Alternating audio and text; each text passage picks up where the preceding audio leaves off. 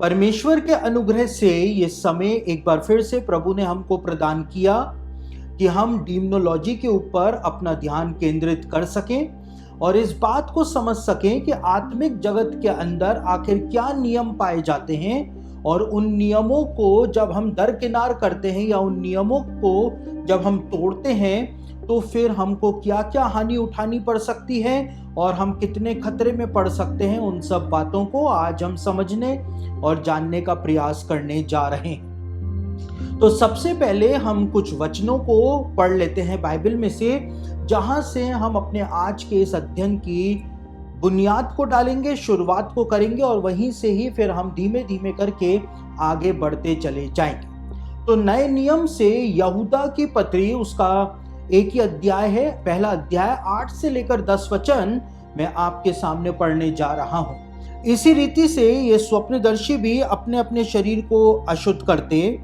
और प्रभुता को तुच्छ जानते हैं और ऊंचे पद वालों को बुरा भला कहते हैं। परंतु प्रधान स्वर्गदूत मिकाइल ने जब शैतान से मूसा के शव के विषय में वाद विवाद किया तो उसको बुरा भला कह के दोष लगाने का साहस ना किया, पर यह कहा, प्रभु तुझे डांटे। पर ये लोग जिन बातों को नहीं जानते उनको बुरा भला कहते हैं और जिन बातों को अचेतन पशुओं के समान स्वभाव ही से जानते हैं उनमें अपने आप को नष्ट करते हैं। तो परमेश्वर के वचन से आज हम अपने अध्ययन की शुरुआत जो है वो यहीं से ही करने जा रहे हैं और इन्हीं वचनों को आधार बना करके हम आगे बढ़ेंगे, जहां यहूदा की पत्री में इस बात को बताया हुआ है कि जब प्रधान स्वर्गदूत मिकाइल का वाद विवाद हुआ शैतान के साथ मूसा की डेड बॉडी को लेकर के, तो प्रधान स्वर्गदूत मिकाइल जिसके पास इतना अधिकार मौजूद है, उसने शैतान को डांटने की बजाय, शैतान को धमकी देने की बजाय या शैतान पर हमला कर देने की बजाय प्रधान स्वर्गदूत मिकाइल ने शैतान से कहा, प्रभु तुझे डांटे। यानी वो परमेश्वर को बीच में लेकर के आया। तो यहां पर ये वचन जो है हमको इस सत्य से रूबरू करा देता है कि आत्मिक जगत के अंदर एक ऑर्डर पाया जाता है, आत्मिक जगत के अंदर एक सिस्टम पाया जाता है और उस सिस्टम की पालना स्वर्गदूतों और प्रधान स्वर्गदूत के द्वारा भी की जाती है। और यहूदा की पत्री में इसी ऑर्डर की पालना हम मिकाइल स्वर्गदूत को करते हुए भी देखते हैं। और जैसा कि मैंने आपको कहा, मिकाइल स्वर्गदूत जो है वो शैतान को वहां पर धमकी दे सकता था, शैतान के साथ कुछ भी कर सकता था। वो प्रधान स्वर्गदूत है, लेकिन उसके बावजूद वो परमेश्वर को बीच में लेकर के आता है और कहता है, प्रभु तुझे डांटे। मैं कुछ नहीं करूंगा, लेकिन सर्वशक्तिमान पिता परमेश्वर जो है वही तुझको डांटे। वो उसको चुनौती भी नहीं देता है कि तेरे अंदर हिम्मत है तो आकर के मूसा की डेड बॉडी के बारे में मुझसे जांच पड़ताल कर ले, कुछ भी नहीं करता है।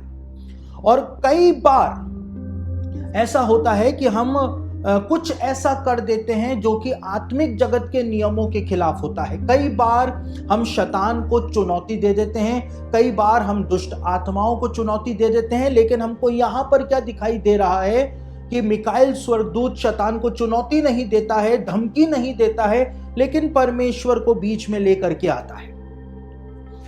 आत्मिक जगत के ऑर्डर के खिलाफ जाकर के हम शैतान को कई बार धमकी दे डालते हैं। कैसे धमकी दे डालते हैं?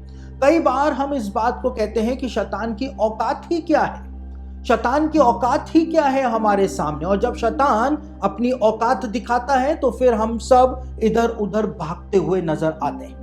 और इसी कारण याकूब की पत्री के अंदर एक बहुत महत्वपूर्ण बात याकूब के द्वारा बोली गई। याकूब कहता है, शैतान का सामना करो तो वो तुम्हारे पास से निकल भागेगा। लेकिन उससे पहले याकूब ने एक बहुत महत्वपूर्ण बात बताई। याकूब की पत्री उसका 4 अध्याय उसके 6 से लेकर 7 वचन को पढ़ें तो वहां पर याकूब ने लिखा है, इस कारण यह लिखा है कि परमेश्वर अभिमानियों का विरोध करता है लेकिन दीनों पर अनुग्रह करता है। आत्मिक जगत का जो ऑर्डर है, आत्मिक जगत का जो सिस्टम है, उस सिस्टम का, उस ऑर्डर की जो पालना करता है परमेश्वर, उनके ऊपर अनुग्रह करता है। लेकिन जो अभिमानी है, जो आत्मिक प्राणियों को धमकी देता है, जो आत्मिक प्राणियों को चुनौती देता है, चैलेंज देने का प्रयास करता है, उनके ऊपर वो अनुग्रह नहीं हो पाता है। और आगे लिखा है, इसलिए परमेश्वर के अधीन हो जाओ, तुम अपनी सामर्थ से शैतान से नहीं लड़ सकते हो। क्या मिकाएल स्वर्गदूत जो है वो शैतान से नहीं लड़ सकता था? वो लड़ सकता था, लेकिन उसके बावजूद वो परमेश्वर को बीच में लेकर के आया। और यहां पर याकूब कहता है, इसलिए परमेश्वर के अधीन हो जाओ और शैतान का सामना करो तो वो तुम्हारे पास से निकल भागेगा। हम परमेश्वर के द्वारा शैतान को हरा सकते हैं। यदि परमेश्वर के अंदर हो करके हम शैतान का सामना करेंगे तो शैतान निकल करके बाहर भाग जाएगा। हमारे खुद के प्रयासों के द्वारा शैतान नहीं भाग सकता। यीशु मसीह ने शैतान को हराया है और हम यीशु मसीह के द्वारा, यीशु मसीह के नाम के द्वारा, हम यीशु मसीह के लहू के द्वारा, यीशु मसीह के क्रूस पर किए गए बलिदान के द्वारा, उन सब कामों के द्वारा, यीशु मसीह के द्वारा हम शैतान को हरा सकते हैं। अपने खुद के घमंड के द्वारा, अपने खुद के कार्यों के द्वारा हम कभी भी शैतान को नहीं हरा सकते। हम इतने आत्मिक घमंडी कभी कभी हो जाते हैं कि हम शैतान को और दुष्ट आत्माओं को चैलेंज कर देते हैं और शैतान और दुष्ट आत्माएं उस चैलेंज को एक्सेप्ट कर लेती हैं और उसके बाद फिर हम भागते हुए नजर आते हैं, क्योंकि ना तो हम परमेश्वर को बीच में लेकर के आए, ना हम यीशु मसीह को बीच में लेकर के आए, ना हम पवित्र आत्मा को बीच में लेकर के आए, लेकिन हम क्या कहते हैं कि मैं शैतान को उसकी औकात याद दिला दूंगा। हम कभी कभी कहते हैं कि हम दुष्ट आत्माओं को उसकी औकात, मैं अकेला ही दुष्ट आत्माओं के लिए काफी हूं, मैं उसकी औकात याद दिला दूंगा। ये चुनौती जो होती है, ये चैलेंज जो होता है, वो दुष्ट आत्माएं और शैतान एक्सेप्ट कर लेते हैं, क्योंकि आपने अपने घमंड के अंदर इस बात को बोला। आपने ये नहीं बोला कि प्रभु यीशु मसीह के लहू के द्वारा मैं शैतान को उसकी औकात याद दिला दूंगा। आपने ये नहीं कहा कि मैं यीशु मसीह के नाम के द्वारा दुष्ट आत्माओं को ठिकाने लगा दूंगा। आपने कहा मैं ऐसा कर दूंगा, और शैतान उस चुनौती को स्वीकार कर लेता है और उसके बाद बहुत मुश्किल हो जाती है। जब प्रधान स्वर्गदूत मिकाएल शैतान से वाद विवाद जब हो रहा था तो परमेश्वर को बीच में लेकर के आया, तो क्या हम मिकाएल स्वर्गदूत से भी बड़े हो गए कि हम डायरेक्टली अपने सामर्थ्य के ऊपर शैतान और दुष्ट आत्माओं को चुनौती देने का साहस कर लेते हैं?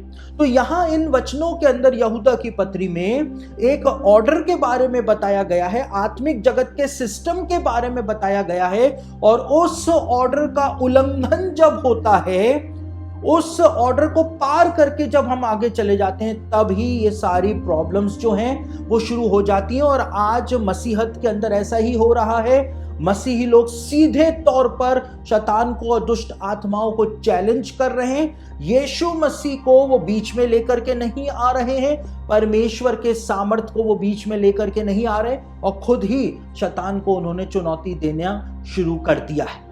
तो आत्मिक जगत के अंदर एक ऑर्डर पाया जाता है। तो इस कंसेप्ट को ध्यान में रखते हुए अब हम अपने अध्ययन के अंदर आगे बढ़ते हैं और कुछ अलग अलग विषयों को पहले हम समझते हैं, और फिर वापस हम इसी जगह के ऊपर आएंगे कि एक ऑर्डर जो है वो आत्मिक जगत के अंदर पाया जाता है। तो आज सबसे पहले हम इस विषय को देखने और इस बात को समझने जा रहे हैं कि क्या वास्तव में भूत यानी गोस्ट जो होते हैं वो पाए जाते हैं या नहीं पाए जाते हैं, या ये केवल लोगों का एक भ्रम है। बाइबल भूतों के बारे में आखिर क्या बताती है? और मैंने बीते अध्ययनों में भी आपको ये बात बताई थी कि भूत वास्तव में कौन होता है।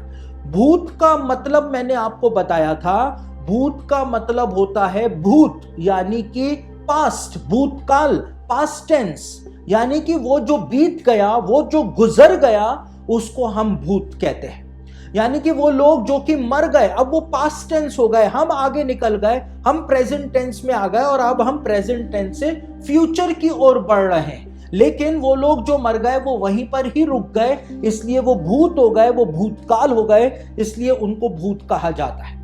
और इंसानी आत्मा जो है उसको ही भूत कहा जाता है, दुष्ट आत्माओं को कभी भी भूत नहीं कहा जाता है। लेकिन क्या बाइबल में भूतों के बारे में कुछ बताया गया है? क्या बाइबल बताती है कि भूत होते भी हैं, या केवल ये मात्र एक परिकल्पना है इंसान की कि ये परंपराएं शताब्दियों से चली हुई आ रही हैं, हजारों सालों से चली हुई आ रही हैं और लोग आज भी उनको मान रहे हैं। क्या ये मनगढ़ंत बातें हैं, या बाइबल में भी इस बारे में कुछ बताया हुआ है? तो बाइबल के अंदर सबसे स्पष्ट रेफरेंस जो है, संदर्भ जो है, वो यशाया की पुस्तक में हमको मिलता है भूत के बारे में। और यशाया उसका 29 अध्याय और उसके 4 वचन के अंदर यशाया स्पष्ट रूप से भूत के बारे में और उसके नेचर के बारे में बताता है।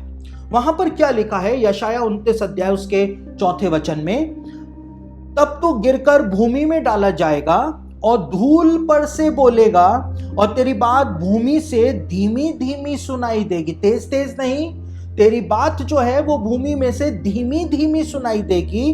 तेरा बोल भूमि पर से प्रेत यानी गोस्ट का सा होगा और तू धूल से गुनगुनाकर यानी विस्पर करते हुए बोलेगा। तो यहां पर स्पष्ट रेफरेंस आया है यशाया की किताब में भूत का, प्रेत का यानी गोस्ट का। और यहां पर बताया है कि गोस्ट जो है वो विस्परिंग करते हुए बोलता है, विस्पर करते हुए बोलता है, फुसफुसाते हुए बोलता है, धीमे धीमे बोलता है, उसका शब्द बहुत धीमा सुनाई देता है।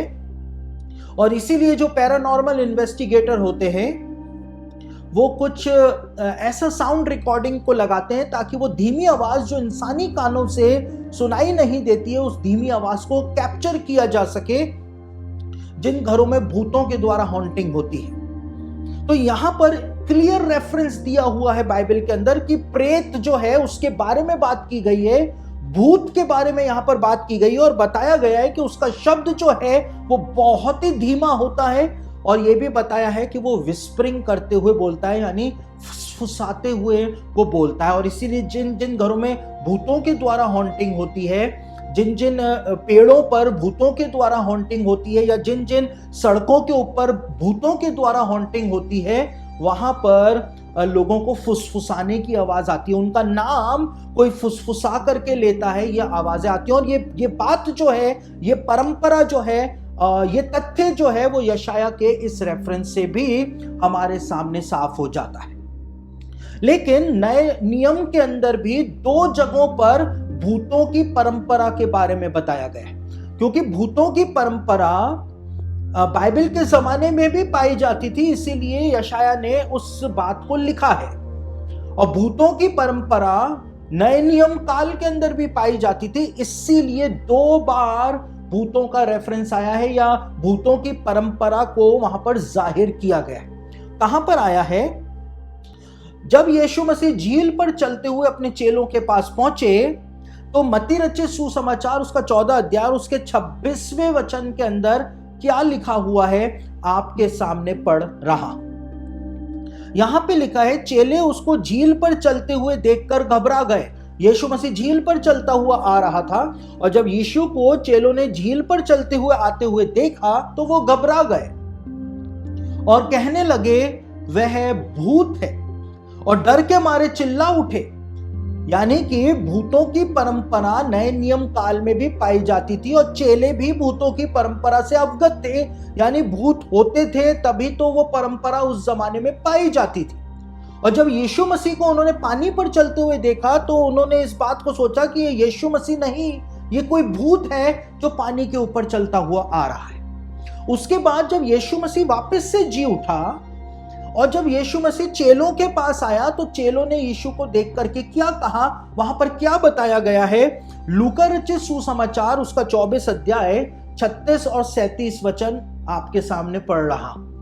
लूका रचित सुसमाचार उसका 24 अध्याय 36 और 37 वचन में लिखा है, वे ये बातें कह ही रहे थे कि यीशु मसीह आप ही उनके बीच में आ खड़ा हुआ और उनसे कहा तुम्हें शांति मिले।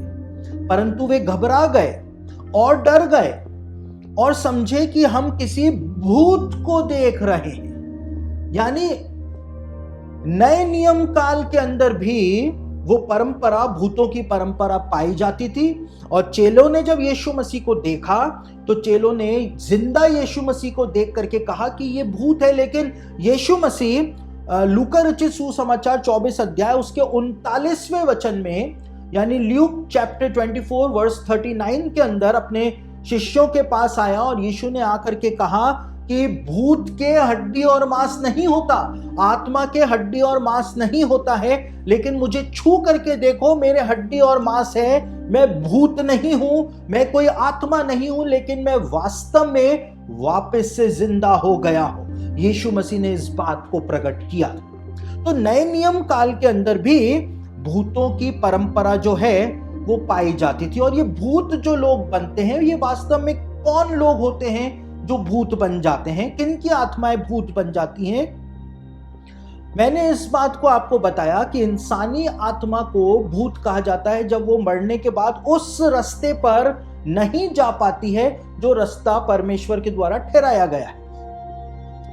जिन लोगों की सडन डेथ हो जाती है, या अधिकतर जो लोग सदमे के शिकार हो जाते हैं, या जो लोग मरना नहीं चाहते थे उनकी कोई हत्या कर देता है, मर्डर कर देता है, या जो लोग सुसाइड कर लेते हैं, तो वो लोग उस प्रक्रिया को पूरा नहीं कर पाते हैं जो कि मरने के बाद की प्रक्रिया है, और वो उसी जगह के ऊपर स्टक हो जाते हैं। उसी जगह पर वो लोग, उनकी आत्माएं जो हैं वो फंस जाती है। उनका शरीर तो खत्म हो जाता है, लेकिन उनकी आत्मा उसी जगह पर फंस जाती है। और इसीलिए कई कई घरों में से, जहां पर लोगों की हत्याएं हो जाती हैं घरों में, वहां से रोने की आवाजें आती हैं। और कई कई जगहों पर जब लोग आत्महत्या कर लेते हैं तो उन कमरों से, उन जगहों से रोने की आवाजें आती हैं। वहां पर कोई घूमता हुआ दिखाई देता है, क्योंकि आत्मा, इंसानी आत्मा जो है वो वहीं पर ही स्टक हो जाती है।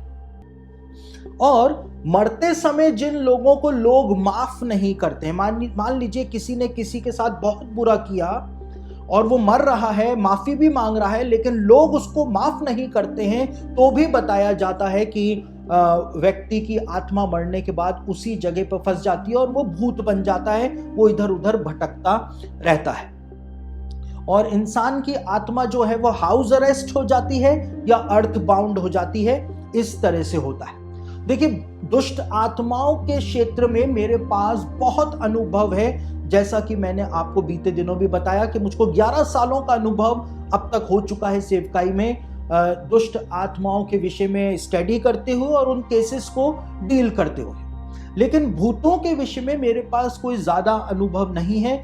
मैंने ऐसे 2 ही केसेस जो हैं वो मेरे सेवकाई में मेरे सामने आए हैं जिनमें मैंने भूतों को डील किया है। उसके अलावा मैंने कभी भी मेरे पास इस विषय में ज़्यादा अनुभव नहीं है। तो जो मैं आपको बता रहा हूँ, परमेश्वर के जो दास हैं उनकी जो किताबें हैं उनको पढ़ करके भूतों के बारे में मैं आपको बता रहा हूं। दुष्ट आत्माओं के केसेस मैंने बहुत ज्यादा डील किए हैं, तो उनके बारे में जब मैं आपको बताता हूं तो मैं आपको कहता हूं कि मेरा अनुभव जो है वो मायने रखता है। लेकिन इस विषय में, भूतों के विषय में मेरे पास व्यक्तिगत अनुभव इतना नहीं है। मैंने 2 ही ऐसे केस देखे हैं, तो मैं ज्यादा कुछ उस बारे में आपको बता नहीं पाऊंगा। लेकिन परमेश्वर के दासों ने जो जो बातें बताई हैं इस विषय में, वो मैं आपके सामने रख रहा हूं।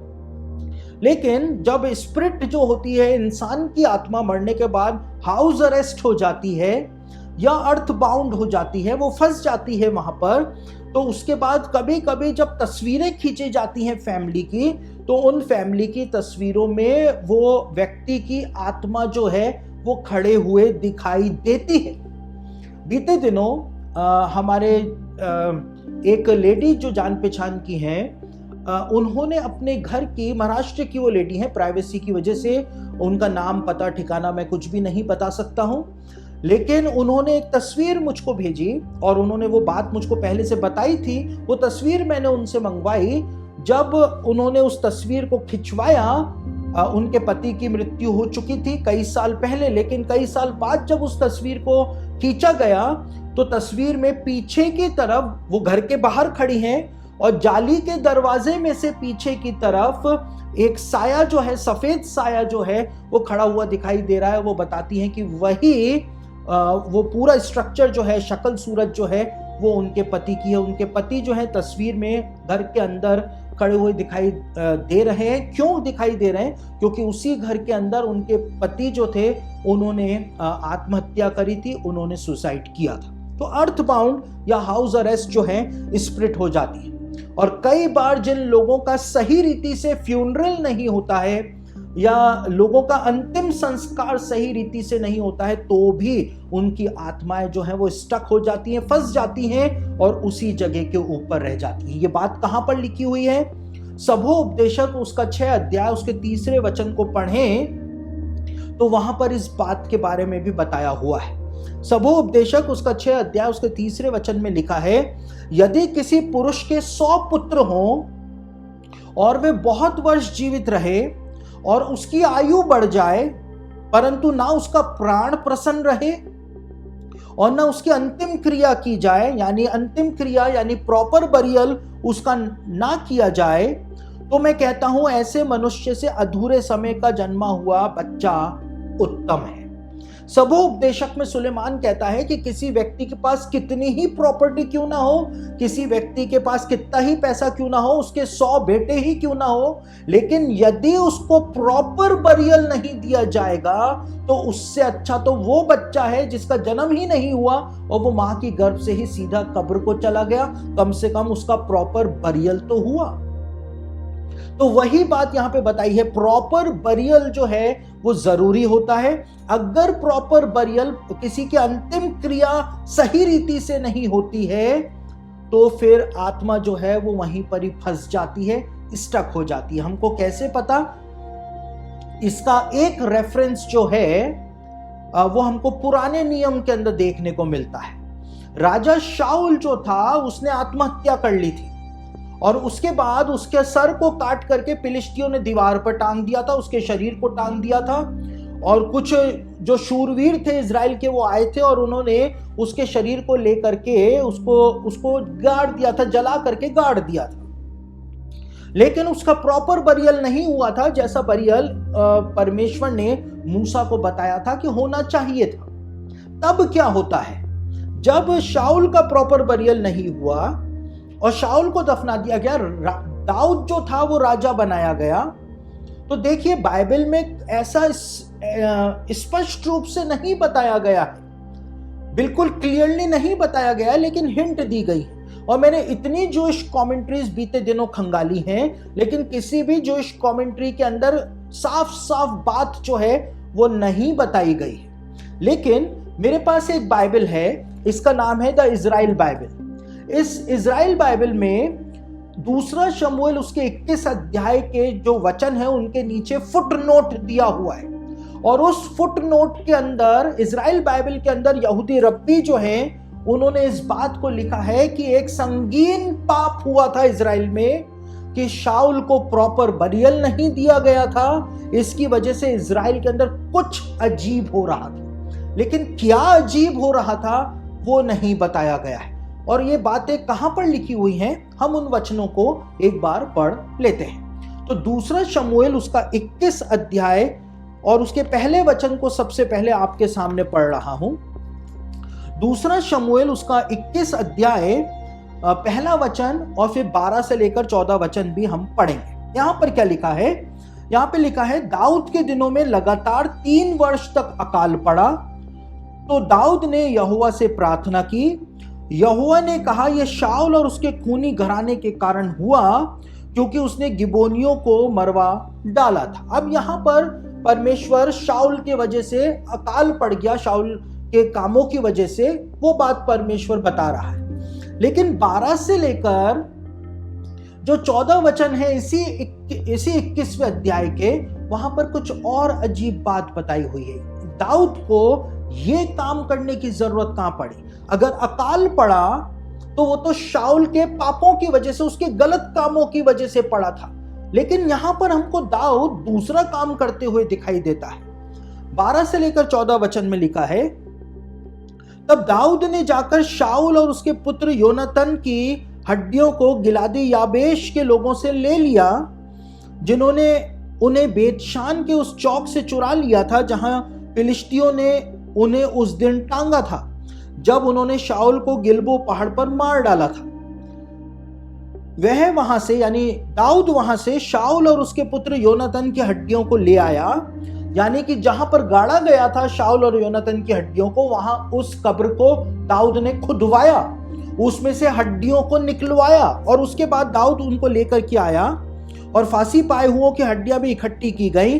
तब शाऊल और उसके पुत्र योनातन की हड्डियां बिन्यामीन के देश के जेला में शाऊल के पिता कीश के कब्रिस्तान में गाड़ी गई और दाऊद की सब आज्ञाओं के अनुसार काम हुआ। दाऊद ने कहा था ऐसा होना चाहिए, ऐसा होना चाहिए, ऐसा होना चाहिए। किसी भी यहूदी कमेंट्री में नहीं बताया गया है कि दाऊद ने क्या ऑर्डर दिए थे, दाऊद ने क्यों ये ऑर्डर दिए थे, क्या ये ऑर्डर जो थे दाऊद को परमेश्वर के द्वारा दिए गए थे, कुछ भी नहीं बताया गया है। सिर्फ इजराइल बाइबल के अंदर एक फुट नोट पाया जाता है छोटा सा कि एक बहुत बड़ा पाप हुआ था इजराइल में कि शाऊल को प्रॉपर बरियल नहीं दिया गया था, उसके अंतिम संस्कार प्रॉपर तरीके से नहीं किया गया था, इसलिए कुछ अजीब इजराइल के अंदर हो रहा था।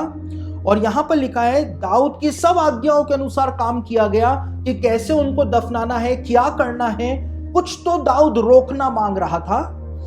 उसके बाद परमेश्वर ने देश के लिए प्रार्थना सुन ली। जैसे ही प्रॉपर बरियल दे दिया शाऊल को, तब परमेश्वर ने पूरे देश के लिए प्रार्थना सुन ली। तो हमको नहीं पता कि यहां पर क्या शाऊल की आत्मा जो थी वो स्टक हो गई थी, शाऊल की आत्मा जो थी वो भूत बन के दिखाई दे रही थी, हमको नहीं पता। क्योंकि ऐसा भी कहा जाता है कि जिनको प्रॉपर बरियल नहीं दिया जाता है तो वैम्पायरिज्म जो है उस जगह के ऊपर फैलना शुरू हो जाता है। तो क्या हुआ था प्रॉपरली हमको नहीं पता, क्योंकि शमूएल ने एक दिन पहले ही शाऊल को कहा था कि कल तू मेरे साथ ही होगा, यानी तू मरे हुओं में मिल जाएगा। लेकिन यहां पर जब सबोपदेशक में इस बात को बताया हुआ है कि प्रॉपर बरियल की बात की गई है, तो कई सारे बाइबल के स्कॉलर्स इस बात को भी बताते हैं, डीमनोलॉजिस्ट भी इस बात को बताते हैं कि जिन लोगों का प्रॉपर बरियल नहीं होता है उनकी आत्मा भी स्टक हो जाती है और उसी जगह के ऊपर वो फंस जाती हैं। और एक बार यदि इंसानी आत्मा अर्थ बाउंड हो गई या हाउस अरेस्ट हो गई, किसी घर में फंस गई, तो सबसे ज्यादा खतरा इंसानी आत्मा को कब हो जाता है? भूत बनने के बाद उस समय हो जाता है कि जिस जगह पर उसने सुसाइड किया या जिस जगह के ऊपर उसकी मृत्यु हुई या जिस जगह के ऊपर उसकी हत्या हुई या जिस जगह पर उसके साथ कोई ट्रेजेडी हुई या अनहोनी हो गई, तो सबसे ज्यादा खतरा इंसानी आत्मा को उस समय हो जाता है जब उस जगह के ऊपर कोई डीमन, कोई दुष्ट आत्मा पहले से मौजूद हो, क्योंकि वो इंसानी आत्मा को गुलाम बना लेता है। या फिर परिवार के लोग जो हैं उन्होंने उस व्यक्ति के मरने के बाद भूत साधने वालों को बुलाया, भूतों को जगाने वालों को बुलाया कि मरे हुए की आत्मा से बात की जाए, तो डीमन जो है आ जाता है। तब भी इंसानी आत्मा जो है वहां पर बहुत मुसीबत में फंस जाती है। और जितनी भी हॉन्टिंग होती है घरों के अंदर, डरावनी घटनाएं होती हैं, वो डीमन जो है इंसानी आत्मा को इस्तेमाल करता है ताकि वो छिपा रहे और लोगों को लगे कि इंसानी आत्मा हॉन्टिंग कर रही है, लेकिन पीछे काम जो है वो डीमन का होता है। तो इस तरह से भूतों के बारे में बाइबल के अंदर भी बताया गया है, अलग अलग तरीके से बताया गया है, उन परंपराओं के बारे में भी बताया गया है। लेकिन बाइबल इस बात को कहती है, एक झलक प्रदान कर देती है कि भूत जो है वो होते हैं, लोगों को दिखाई भी देते हैं, और वो कैसे फंस जाते हैं, क्या होता है, उन सब बातों को अब हम आगे समझने जा रहे हैं। तो भूतों में और दुष्ट आत्माओं में क्या अंतर होता है, अब हम इस बात को समझने जा रहे हैं।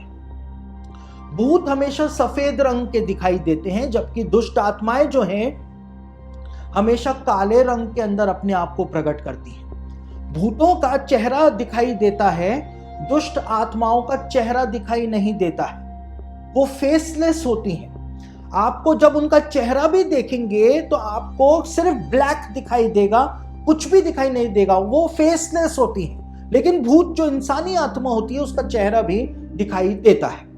उसके बाद भूत किसी भी समय, दिन के किसी भी समय भूत अपने आप को प्रकट कर सकते हैं, मैनिफेस्ट कर सकते हैं। लेकिन दुष्ट आत्माएं जो हैं वो हर समय अपने आप को मैनिफेस्ट नहीं कर पाती हैं, वो रात का इंतजार करती हैं, और जैसे ही रात आती है दुष्ट आत्माएं अपने आप को मैनिफेस्ट करती हैं। भूत जो होते हैं वो किसी का सामान नहीं चुराते हैं, लेकिन सामान को मिसप्लेस कर देते हैं।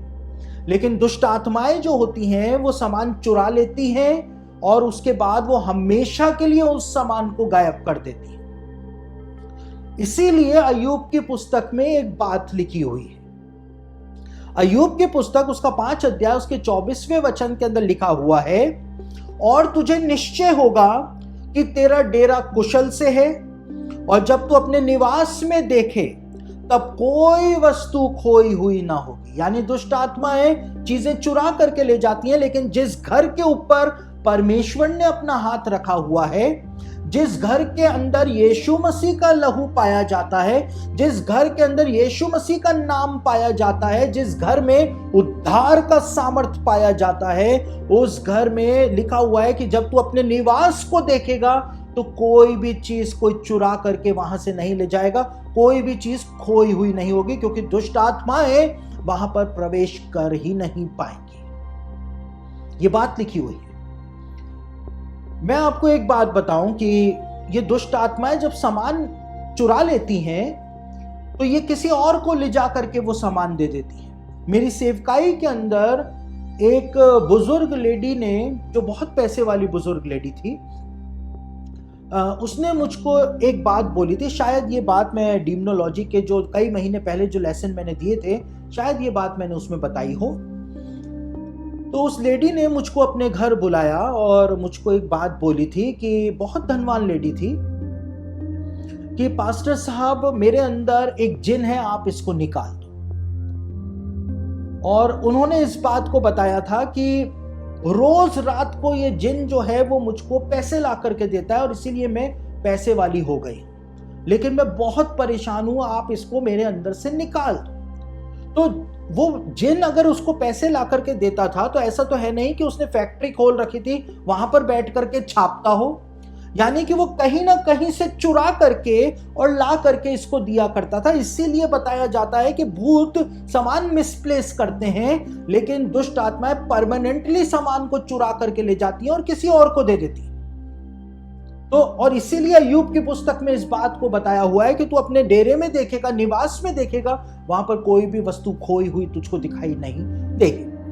उसके बाद भूतों की ये प्रवृत्ति होती है कि जब भूत दिखाई देते हैं और लोग डर के मारे चिल्लाते हैं, तो भूत वहां से डर करके खुद भी गायब हो जाते हैं, भूत भी डर जाता है। जैसा कि मैंने किताबों में पढ़ा है, मैंने कहा मेरे पास व्यक्तिगत अनुभव नहीं है, सिर्फ 2 ही ऐसे केसेस मेरे सामने आए थे, उसके अलावा मेरे पास कोई भी ऐसा व्यक्तिगत अनुभव नहीं है। तो भूत जो होते हैं वो डर के मारे भाग जाते हैं जब कोई चिल्लाता है डर के। लेकिन अगर डिमोनिक एंटिटी है, अगर कोई दुष्ट आत्मा है और वहां पर लोग डर के मारे जब चिल्लाते हैं, तो जो डर का वातावरण होता है वो दुष्ट आत्मा को और भी ज्यादा मजबूत कर देता है, उसको और सामर्थ्य प्रदान करता है, उसको मजा आता है इंसान के डर को देखने के द्वारा। और इसीलिए बताया जाता है कि जब भी आप दुष्ट आत्माओं से डील करें तो आपको अपने डर के ऊपर काबू रखना पड़ता है। जितना आप डरेंगे उतना ही ज्यादा दुष्ट आत्मा आपके ऊपर प्रबल होती चली जाएगी, इसीलिए अपने डर को कंट्रोल करना पड़ता है। अब डीमंस जो होते हैं वो हमारे शरीर से एनर्जी को सोख लेते हैं। जैसे ही हम डरे हमारे शरीर में से वो भय वाली एनर्जी जो ऐसे ही निकली, वो हमारे शरीर में से एनर्जी को खींच लेते हैं और हम और डर जाते हैं, हमको चक्कर आने लग जाते हैं, ऐसा लगता है हमारे पैर काम नहीं कर रहे हैं, पैर सुन हो जाते हैं, हाथ सुन हो जाते हैं डर के मारे। और इसीलिए कहा जाता है कि जब एक व्यक्ति स्पिरिचुअल वॉरफेयर में होता है डीमंस के साथ, शैतान से, दुष्ट आत्माओं से वो स्पिरिचुअल वॉरफेयर में लड़ रहा होता है, तो एक किताब है जो अमेरिका के अंदर एक एमडी थी, डॉक्टर रेबेका ब्राउन। इस किताब का नाम है he came to set the captives free. इस किताब के अंदर डॉक्टर रेबेका ब्राउन ने इस बात को बताया था कि जब हम स्पिरिचुअल वॉरफेयर में होते हैं तो हमारे शरीर के अंदर प्रोटीन जो है वो कम होना शुरू हो जाता है।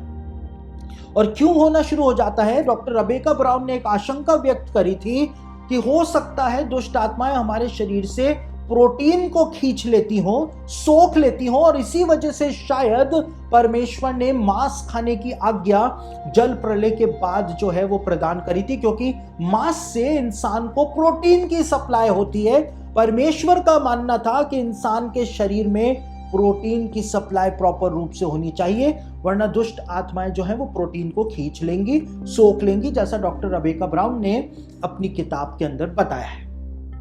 तो हो सकता है ऐसा होता हो, लेकिन इंसान की एनर्जी को ये दुष्ट आत्माएं जो हैं वो सोख लेती हैं, खींच लेती हैं। फिर भूत जो होते हैं, जब ये कहीं पर किसी घर में होते हैं, किसी जगह पर होते हैं, तो ये कोई भी बदबू नहीं फैलाते हैं, ना ये खुशबू फैलाते हैं। लेकिन इसके विपरीत यदि हम देखें तो दुष्ट आत्माएं अगर किसी जगह पर होती हैं तो वो वहां पर बदबू फैलाती हैं, भयानक बदबू फैलाती हैं, सल्फर की बदबू फैलाती हैं, और अपनी प्रेजेंस को वहां पर अपनी बदबू से ये बताती है। फिर डीमनोलॉजिस्ट जो हैं इस बात को मानते हैं, इस बात को बताते हैं कि अधिकतर घरों में हॉन्टिंग जो होती है वो भूतों के द्वारा होती है, गोस्ट्स के द्वारा होती है।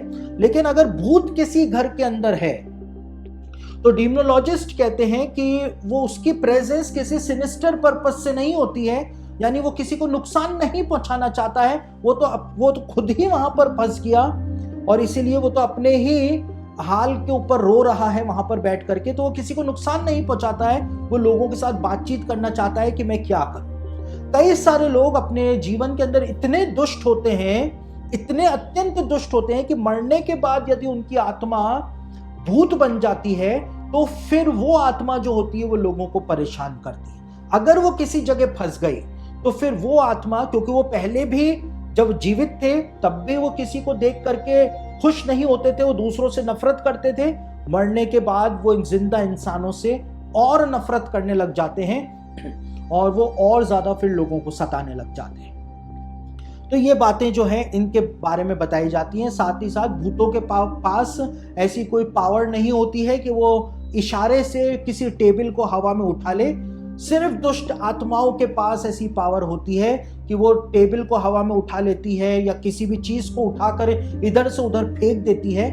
बताया जाता है भूतों के पास ऐसी कोई पावर नहीं होती है, वो चाहे तो भी टेबल वगैरह को वो हवा में नहीं उठा सकते हैं।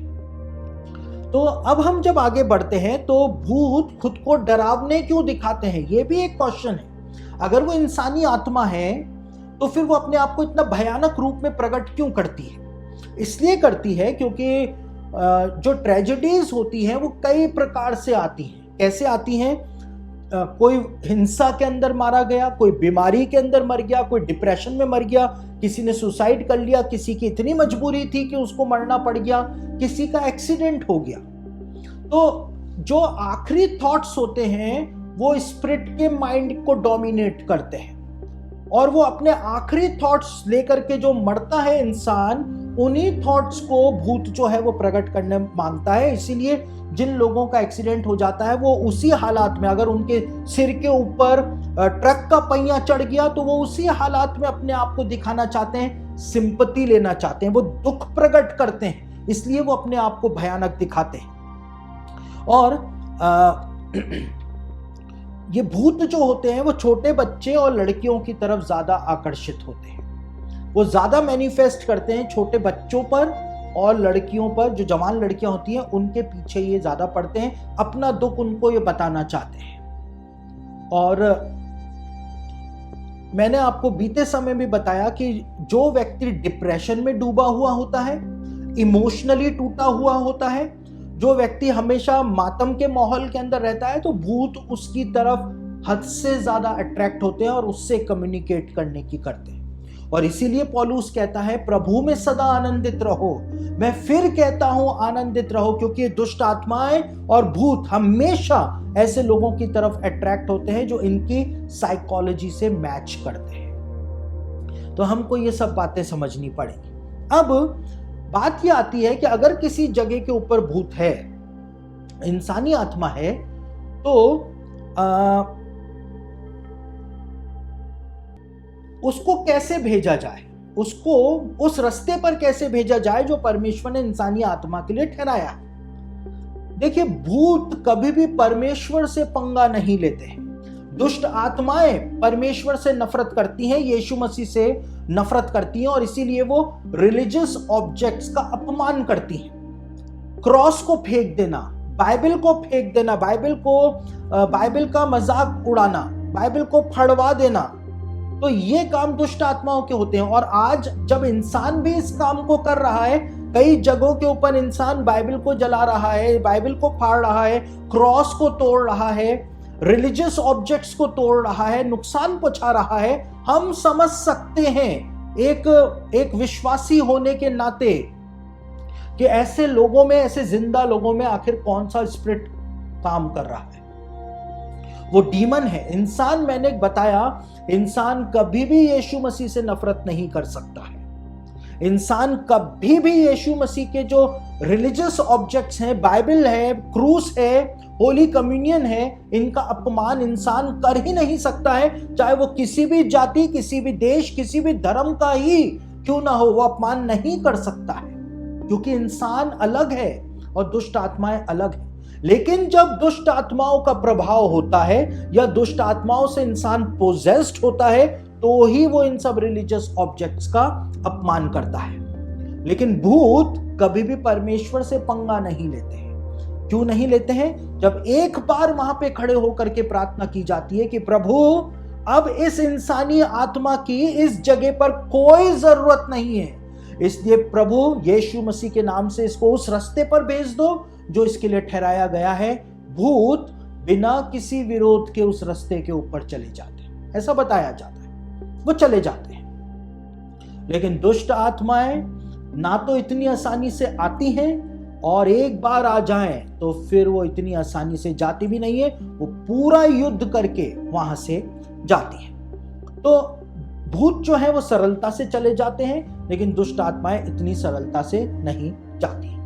अब ये भूत और दुष्ट आत्माएं लोगों का पीछा जो करती हैं, तो पीछा करते करते भी ये कभी कभी आपके घर के अंदर आ सकती है। अगर आप एक अच्छे विश्वासी हैं, अगर आपके घर पर यीशु मसीह का लहू लगा हुआ है, आपके जीवन पर यीशु मसीह का लहू लगा हुआ है, तो आसपास तो चलेंगी, लेकिन आपके घर के अंदर नहीं घुस पाएंगी और आपको कभी नुकसान नहीं पहुंचा पाएंगी।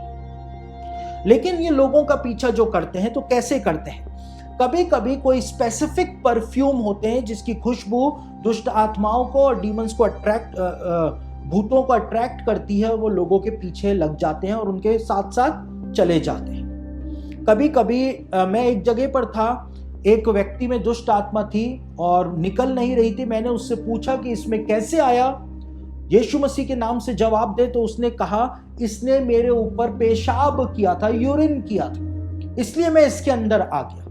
यानी बॉडी ओरिफिस जो होते हैं, शरीर के जो छेद होते हैं, उनको यदि एक्सपोज किया जाए गलत जगहों पर, तो वहां पर डीमंस जो है उन बॉडी ओरिफिस से, शरीर के छेदों से भी अंदर चली आती है। वो वहां पर यूरिन कर रहा था और वो यूरिन के द्वारा उसके शरीर के अंदर घुस गई थी, और वहीं से ही वो जब निकाला गया तो वहीं से ही वो बाहर निकली थी। उसके बाद कई सारे लोग जो होते हैं, उनकी साइकिक एबिलिटीज होती हैं, यानी उनके अंदर ही ऐसा कुछ होता है कि वो डीमंस और भूतों को अपनी तरफ अट्रैक्ट कर लेते हैं। मैं एक लेडी के बारे में जानता हूं ऐसा ही, जिसने एक भूत को अपने साथ अट्रैक्ट कर लिया था, अटैच कर लिया था, और वो भूत ने कहा था मैं ही तुझसे शादी करूंगा। बहुत कोशिश करी, लेकिन जो टाइम उस भूत ने दिया था, उस टाइम पर ही वो उसको अपने साथ लेकर के चला गया। यहां तक कि उसकी डेड बॉडी को भी वो उस घर से बाहर नहीं ले जाने दे रहा था। बड़ी मुश्किल से उसकी डेड बॉडी जो थी वो ग्रेवयार्ड तक पहुंची थी। तो ऐसा होता है, मैंने देखा है, इसलिए मैं बता रहा हूं। उसके बाद मैंने जैसे कहा, भूत सेम इमोशंस वाले जो लोग होते हैं उनकी तरफ अट्रैक्ट होते हैं।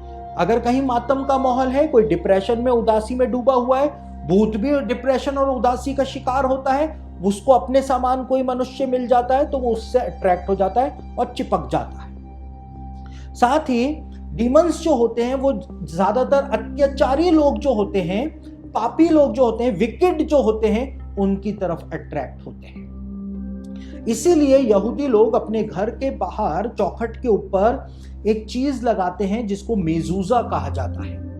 और परमेश्वर ने कहा था मेरी आज्ञाओं को अपने घर की चौखट के ऊपर लगाना, तो वो मेजूजा लगाया जाता है। मेजूजा एक हिब्रू शब्द है। मेजूजा का मतलब होता है डोर पोस्ट।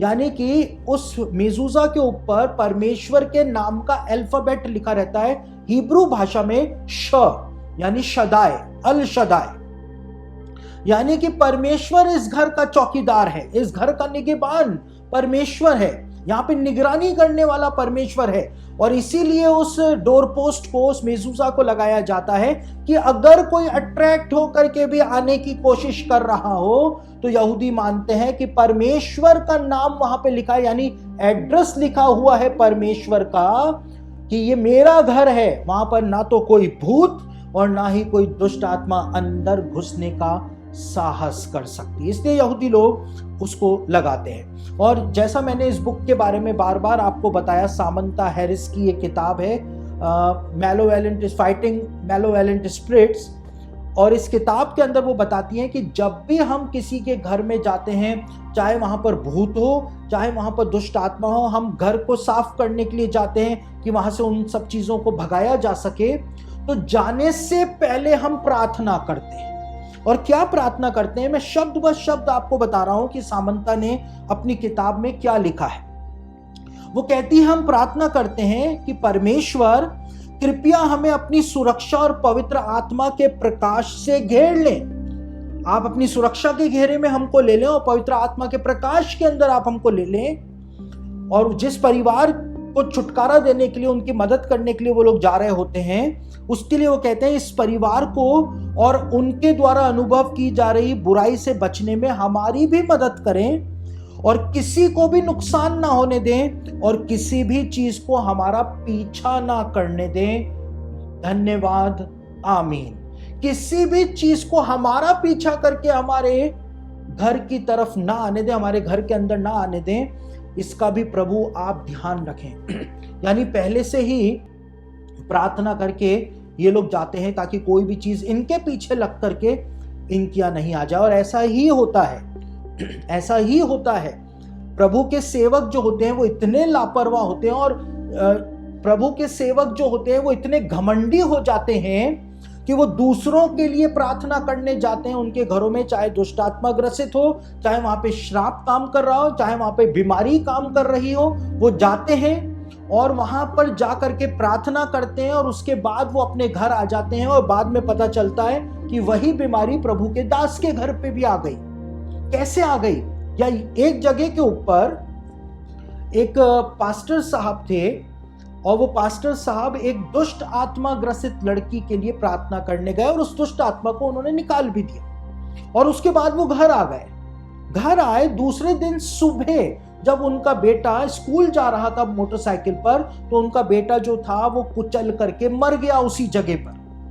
और जब मैं उनके घर पर बैठने के लिए गया, वहां पर जाकर के मैंने जब प्रार्थना करी तो प्रभु ने मुझको वो लड़की दिखाई और बताया कि वो सफेद कलर का उसने सलवार सूट पहना हुआ था। उस लड़की ने, पास्टर साहब ने उसमें से निकाली थी, लेकिन पास्टर साहब ने उस आत्मा को वहीं पर ही नहीं तोड़ा था, उसका लिंक ब्रेक नहीं किया था और वो इधर इनके घर के ऊपर अटैक करने आ गए। उसने काउंटर अटैक किया, बदला लिया और इनके बेटे का एक्सीडेंट हो गया और इनका बेटा मर गया।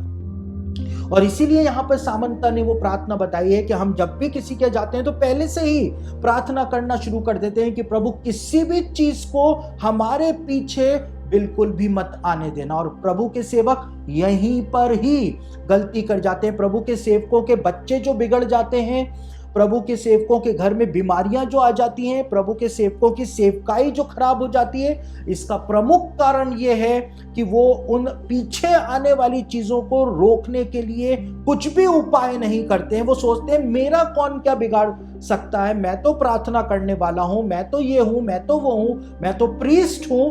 और वो सारी चीजें पीछे आ जाती हैं और उसके बाद उनके परिवार को पूरी तरह से खराब करके रख देती हैं। तो अगर आप कहीं पर प्रार्थना करने जा रहे हैं तो आप लोग जाइए, आपको डरने की जरूरत नहीं है। क्यों? क्योंकि परमेश्वर ने हमको भय का नहीं लेकिन सामर्थ, प्रेम और संयम का आत्मा दिया है। हमको परमेश्वर ने पवित्र आत्मा दिया है। हम यीशु मसीह के नाम से जा रहे हैं, यीशु मसीह के लहू के प्रोटेक्शन में जा रहे हैं, परमेश्वर के हथियारों को लेकर के जा रहे हैं। तो हमको डरने की जरूरत नहीं है, लेकिन हमको अपना प्रिकॉशन साथ में लेकर के चलना है। हमको प्रार्थना के द्वारा ये जरूर से बोलना है कि प्रभु किसी भी चीज को हमारे पीछे बिल्कुल भी मत आने देना। अब हम उसी जगह पर आ रहे हैं जो हमने जहां से शुरुआत करी थी। मैंने आपको बताया था कि आत्मिक जगत के अंदर एक ऑर्डर पाया जाता है, एक सिस्टम, एक डिसिप्लिन पाया जाता है, और उस डिसिप्लिन को जब हम तोड़ते हैं तो फिर हम संकट के अंदर फंस जाते हैं। इंटरनेशनल एसोसिएशन ऑफ एक्सॉर्सिस्ट जो है, उसके अंदर एक एक्सॉर्सिस्ट हैं जिनका नाम है फादर चैड रिपर्जर। और फादर चैड अपनी किताब के अंदर इस बात को लिखते हैं कि एक दुष्ट आत्मा निकालने वाला जो होता है, चाहे वो कोई प्रचारक हो, चाहे वो कोई प्रीस्ट हो, लेकिन एक दुष्ट आत्मा निकालने वाला जो होता है, जब वो आत्मिक जगत के नियमों का उल्लंघन करता है, जब वो आगे जाने का प्रयास करता है या आगे निकल जाता है, तो वो बहुत संकट के अंदर फंस जाता है। दुष्ट आत्माएं रिएक्ट करती हैं, आत्मिक जगत रिएक्ट करता है, क्योंकि जो दायरा परमेश्वर ने बनाया है, उस दायरे को जो तोड़ने की कोशिश करता है, तो दुष्ट आत्मा निकालने वाला भी फंस सकता है। तो फादर चैड ने इस बात को अपनी किताब में बहुत गंभीरता के साथ बताया है। कभी भी आप दुष्ट आत्मा को चैलेंज ना करें। आप भूतों को चैलेंज कर सकते हैं, भूतों को बोल सकते हैं तेरी क्या औकात है, क्योंकि वो इंसानी आत्मा है, वो आपका कुछ भी नहीं बिगाड़ सकती। आपके पास यीशु मसीह का नाम का अधिकार है, आप जिंदा हैं, भूत आपका कुछ नहीं बिगाड़ सकते। आप भूतों को चैलेंज कर सकते हैं, आप भूतों को खुद भी भगा सकते हैं, भग जाए ऐसे। लेकिन दुष्ट आत्माओं को कभी भी आप चैलेंज ना करें। क्यों चैलेंज ना करें? क्योंकि दुष्ट आत्माएं उस चैलेंज को एक्सेप्ट कर लेती है। मिकाएल स्वर्गदूत ने शैतान को चैलेंज नहीं किया, उसने कहा प्रभु तुझे डांटे। आप दुष्ट आत्माओं को चैलेंज ना करें। मैं देखता हूं इसकी क्या औकात है, मैं देखता हूं इसकी क्या औकात है, ये मेरा क्या बिगाड़ लेगी, शैतान मेरा क्या बिगाड़ सकता है, ये मेरा और मैं, ये आत्मिक जगत के नियमों का उल्लंघन कर देता है। आपको ये बोलना चाहिए कि यीशु मसीह के नाम का सामर्थ मेरे पास है, और मैं यीशु मसीह के नाम के सामर्थ से शैतान का सामना करूंगा, दुष्ट आत्माओं का सामना करूंगा, और मैं देखता हूं फिर मेरा कौन क्या बिगाड़ सकता है। तो वो आत्मिक जगत के नियमों के अंतर्गत आता है। लेकिन मैं आपको क्यों ये बात बोल रहा हूं? क्योंकि मैं खुद ये गलती कर चुका हूं, और एक बार नहीं 2 बार ये गलती कर चुका हूं। और ये नियमों को जब मैंने तोड़ा तो उसका खामियाजा भी मैंने बहुत तगड़ा वाला भुगता था। मैंने एक बार चैलेंज किया था कि अगर शैतान तूने ऐसा किया तो फिर मैं तुझे देख लूंगा, तो मैं तुझे देख लूंगा। तो शैतान ने उस चैलेंज को एक्सेप्ट कर लिया कि ठीक है, अब तू आजा मैदान में, अब तू बता तू क्या कर सकता है। और मैं आपको बताऊं, उसके बाद जो समस्याओं का मैंने सामना किया, अगर यीशु मसीह बीच में नहीं आता तो शायद मैं यहां पर बैठ करके ये बातें आपको नहीं बता पाता। और एक बार मैं जिस जगह के ऊपर काम करता था, वहां पर भी मैंने ऐसा ही किया था, क्योंकि मैं नौसिखिया खिलाड़ी था। जब हम ज्यादा नए विश्वासी होते हैं तो हमको ज्यादा जोश होता है, लेकिन कहा जाता है ना, जोश में रहो लेकिन होश में रहो। तो जोश में तो था मैं नया विश्वासी, लेकिन होश खो दिए थे। तो वहां पर भी चैलेंज कर दिया था, तो वहां पर भी फंस गया था। यीशु मसीह ने वहां से किस तरह से बाहर निकाला, एक बहुत लंबी कहानी है। लेकिन कभी भी आत्मिक नियमों का उल्लंघन ना करें। आप शैतान को हरा सकते हैं, शैतान वैसे ही हारा हुआ है, दुष्ट आत्माएं वैसे ही हारी हुई हैं, लेकिन हमसे नहीं, वो यीशु मसीह से हारी हुई हैं। और हम यीशु मसीह के अंदर होकर के और यीशु मसीह के द्वारा हम उनको हरा सकते हैं और अपने आप को जय दिला सकते हैं। जयवंत मसीह जीवन हम जी सकते हैं। सामंता हैरिस ने अपनी किताब के अंदर लिखा है, कभी भी किसी दुष्ट आत्मा की दुश्मनी मोल ना लें या उसे चैलेंज ना करें। बस इस दुष्ट हस्ती को अनदेखा करें और इसे खुदा के नाम से आदेश दें, यीशु मसीह के नाम से इसको आदेश दें। खुद चैलेंज करने की कोशिश ना करें कि यार तेरे को बताता हूं, आप कुछ भी नहीं कर पाएंगे, क्योंकि वो आपको दिखेगी भी नहीं, और दिख भी गई तो हालत खराब हो जानी है। तो सिर्फ यीशु मसीह जो है वो इनका सामना कर सकता है, सिर्फ परमेश्वर जो है वो इनका सामना कर सकता है। हम परमेश्वर और यीशु मसीह के पीछे और उनके अंदर होकर के इनका सामना कर सकते हैं, और तब फिर वास्तव में इनकी हमारे सामने कोई औकात नहीं होगी। तब हम कह सकते हैं मैं यीशु मसीह में हूं और यीशु मसीह मेरी तरफ से युद्ध लड़ रहा है, तेरी यीशु मसीह के सामने औकात ही क्या है। हम कहते हैं शैतान की मेरे सामने औकात क्या है। हम ये नहीं कहते हैं कि शैतान की यीशु मसीह के सामने औकात क्या है। हमको अपने आत्मिक दायरों के अंदर रहना आना पड़ेगा। अब सारा का सारा अधिकार जो है वो यीशु मसीह को दिया गया है। यीशु मसीह ने कहा स्वर्ग और पृथ्वी का सारा अधिकार मुझे दिया गया है, सारा अधिकार। यीशु मसीह मनुष्य का पुत्र है, मनुष्यों का सारा न्याय करने का अधिकार जो है वो पुत्र को दिया गया है। यीशु मसीह को परमेश्वर का पुत्र कहा गया है, और यीशु मसीह ने कहा कि पिता ने सब कुछ पुत्र के अधीन कर दिया है। यानी स्वर्ग का सारा अधिकार जो परमेश्वर का अधिकार था, परमेश्वर ने यीशु को प्रदान कर दिया, और पृथ्वी का सारा अधिकार जो है, पृथ्वी पर सब कुछ जो पाया जाता है, शैतान का साम्राज्य, दुष्ट आत्माओं का संसार, इंसानी जगत, जो कुछ भी पाया जाता है उस सब का अधिकार यीशु मसीह के पास है। और जब यीशु मसीह के पास सब चीजों का अधिकार है, तो फिर चाहे इंसानी आत्मा हो, भूत हो, हमको डरने की जरूरत नहीं है। चाहे दुष्ट आत्माएं कहीं पर हो, हमको डरने की जरूरत नहीं है। अगर किसी व्यक्ति में खुद शैतान भी उतर करके आ जाता है, शैतान भी विरोधी बन जाता है, तो भी हमको डरने की जरूरत नहीं है। क्यों? क्योंकि हमारे पास वो प्रभु है जिसको स्वर्ग और पृथ्वी का सारा अधिकार दिया गया है। और यीशु मसीह का जो नाम है, जब आप इस नाम को बोलते हैं, जब आप कहते हैं in the name of Jesus, ये शब्द ही पर्याप्त है पूरी कायनात को हिला करके रख देने के लिए। ये शब्द ही काफी। मैं एक जगह पर था, वहां पे दुष्ट आत्मा को जब मैं निकाल रहा था और मैं कमांड दे रहा था, तो दुष्ट आत्मा ने कहा मैं निकल जाऊंगी। जो पास में जो पादरी साहब खड़े थे उनको कहा मैं निकल जाऊंगी, लेकिन पहले इन दोनों को मेरे सामने से हटा। लेकिन सामने तो मैं अकेला खड़ा हुआ था और वो बार बार बोल रही सामने से इन दोनों को हटा, तब मैं निकलूंगी। यानी कि मैं तो वहां पर था ही था, लेकिन यीशु मसीह भी वहां पर खड़ा हुआ था। In the name of Jesus, ये शब्द, इन शब्दों के अंदर इतना सामर्थ पाया जाता है।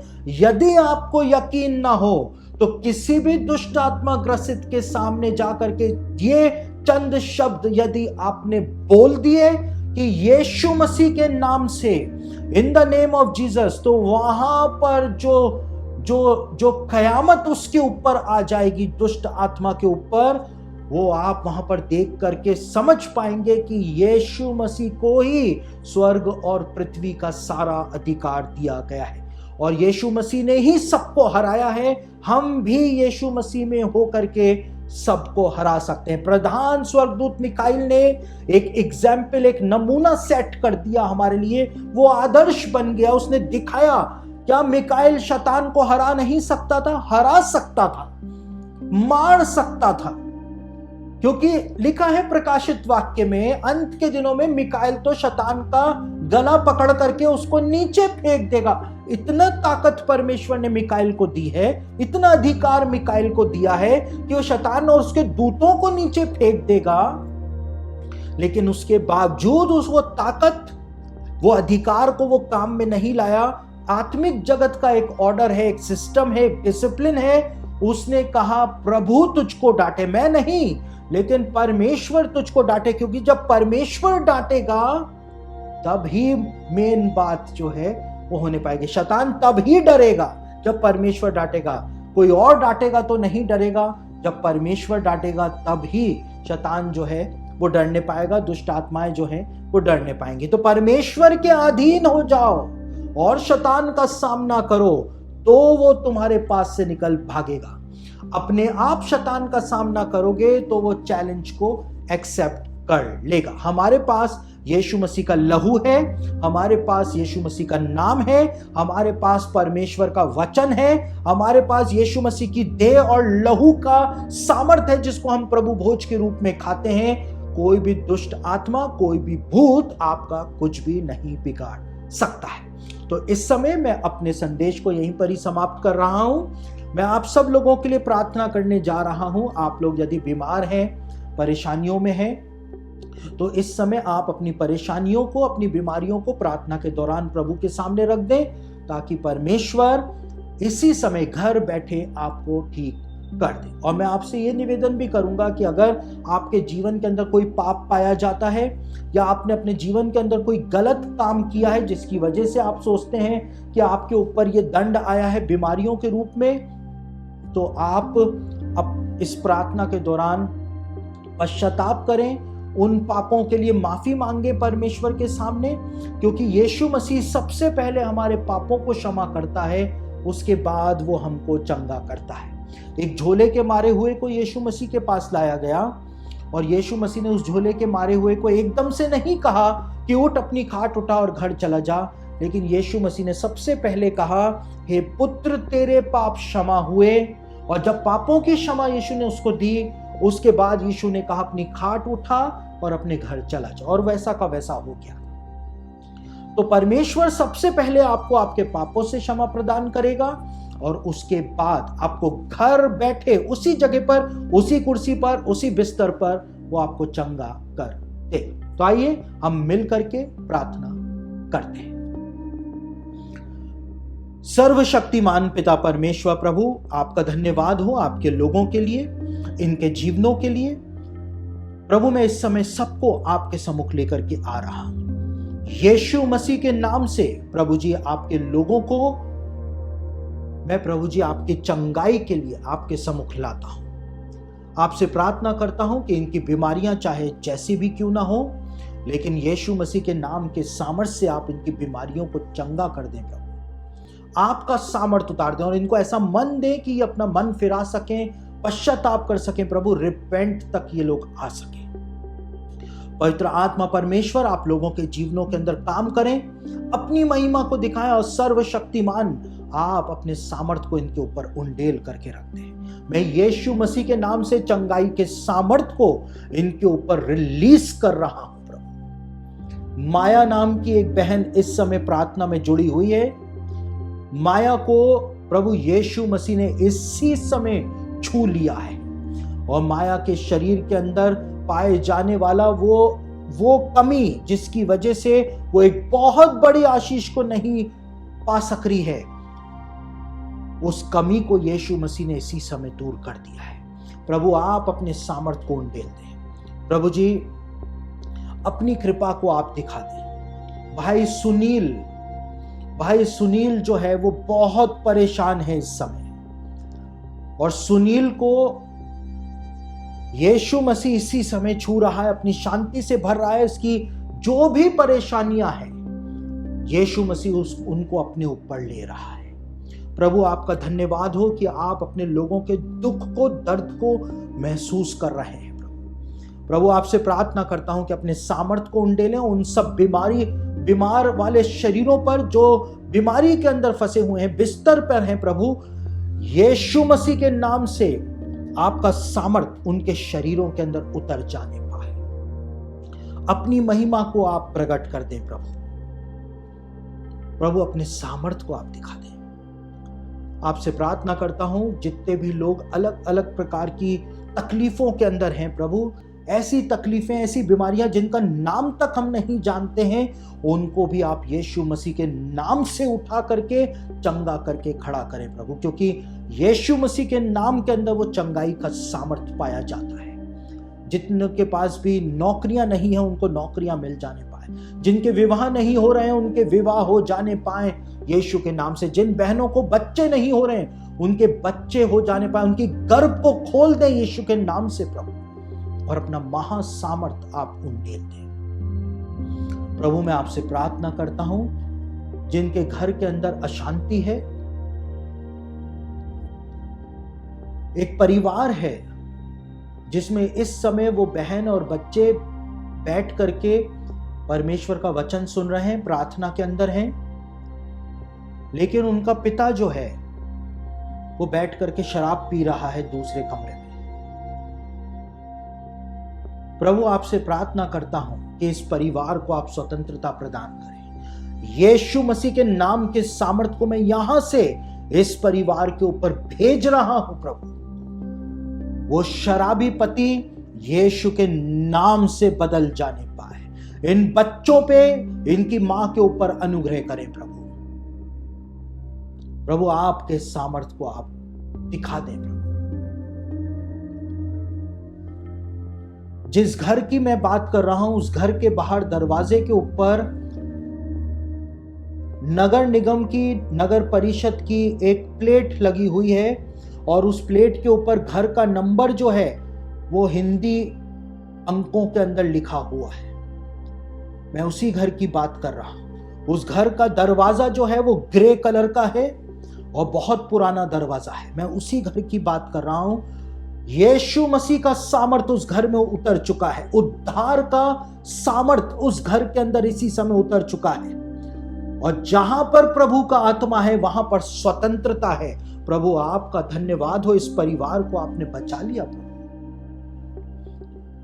प्रभु। मैं आपसे प्रार्थना करता हूं, अपनी महिमा को आप दिखाएं, अपने सामर्थ को आप उंडेल दें प्रभु। एक बच्ची है जिसको मेंसेस्ट्रल पीरियड शुरू नहीं हो रहे हैं, वो बार बार डॉक्टरों के पास जा रही है, परेशान है, उसकी माँ भी परेशान है। यीशु ने उस बच्ची के शरीर को छू लिया है और वो पूरी तरह से हील हो चुकी है। प्रभु आपका धन्यवाद हो। प्रभु जी, जितने भी लोगों को कैंसर है, जितने भी लोगों के शरीरों में गांठें हैं, अर्थराइटिस है, टीबी है, अस्थमा है, डायबिटीज है, प्रभु जी हार्ट डिजीज है, सबको मैं यीशु मसीह के सामर्थी नाम से आपके सम्मुख लाता हूं और यीशु के नाम से प्रभु जी मैं उन सबको चंगाई दे रहा हूं। प्रभु अपनी महिमा को आप प्रकट करें। एक भाई है जिसको पाइल्स हो रखे हैं, बवासीर हो रखी, वो दर्द के अंदर है, वो तड़प रहा है। जिस जगह के ऊपर उसके पाइल्स हो रखे हैं वहां पर यीशु मसीह ने अपना हाथ रख दिया है।